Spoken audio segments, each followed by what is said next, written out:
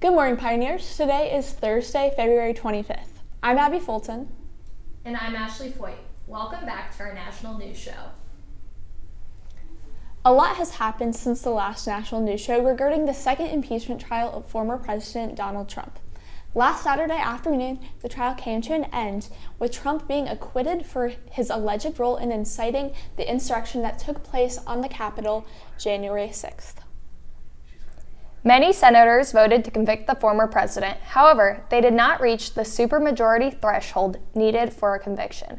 As required by the Senate rules, each senator present had to pronounce Trump guilty or not guilty while they stood behind their individual desks. A group of 57 senators voted to convict Trump, while 43 senators voted to acquit.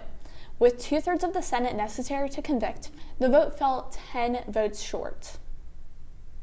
Of the GOP senators, 7 joined Democrats to vote Trump guilty. This is 6 more GOP senators compared to Trump's first impeachment trial, where only 1 senator, Mitt Romney, voted against Trump. Although the impeachment resulted in an acquittal, lead House impeachment manager Jamie Raskin praised Congress and the House managers who worked with him. The second impeachment marked Trump a new spot in American history as the only president to be impeached twice. In other political news, last Wednesday, Rush Limbaugh, talk radio host and prominent voice of American conservatism, died at the age of 70 after a rough battle with cancer. Limbaugh received the Medal of Freedom, the highest civilian honor, at the 2020 State of the Union ceremony. Many people have shared their condolences for his loss and continue to show support to his family and wife, Catherine. The 7-day average of new COVID-19 cases in the U.S. fell 23% from 2 weeks ago to about 85,200 as of February 15th, while COVID-related deaths hold steadily at roughly 3,000 per day, according to a 7-day average of data from Johns Hopkins University. The rollout of COVID vaccines in the U.S. has been slow and complex. To expand reach to more Americans, CVS Health and Walgreens were called to play a bigger role as a federal program ships more doses of their vaccine to stores and other areas. Moderna expects to deliver 100 million doses of its 2-shot coronavirus vaccine to the U.S. government by the end of March, according to an update from the company. The company plans to supply an additional 100 million doses by the end of May and complete its agreement with the U.S. for 300 million doses to come by the end of July, it is said.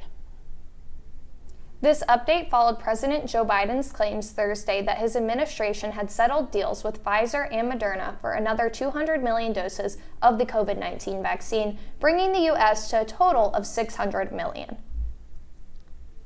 Last week, winter storms plagued our country, knocking out the power grids for many, leaving millions without electricity in record-breaking cold. In Texas, up to 80 people died while struggling to find warmth in their homes. Utilities from Minnesota to Texas and to Mississippi have implemented rolling blackouts to ease the burden on power grids, straining to meet extreme demands for heat and electricity as record low temperatures were reported in city after city. According to USA Today, Johnson & Johnson's dose of the vaccine has shown to be 85% effective in preventing COVID-19 and has been shown to be 72% effective in a trial in the USA in which all ethnic, racial, and age groups benefited about the same. After 28 days, the vaccine trial was shown to be 66% effective in Latin Americans and 57% effective in South Africa. This vaccine will be provided in 1 dose instead of the 2 doses that all of the currently released vaccines are administered in. Nearly 3 million customers remained without power early last week, Wednesday, in Texas, Louisiana, and Mississippi.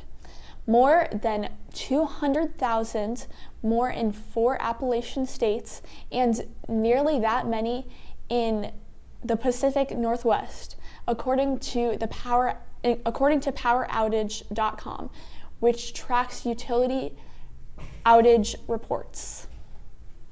On Tuesday, golf star Tiger Woods suffered multiple orthopedic injuries to his legs after a single crash rollover on a steep roadway in a Los Angeles suburb.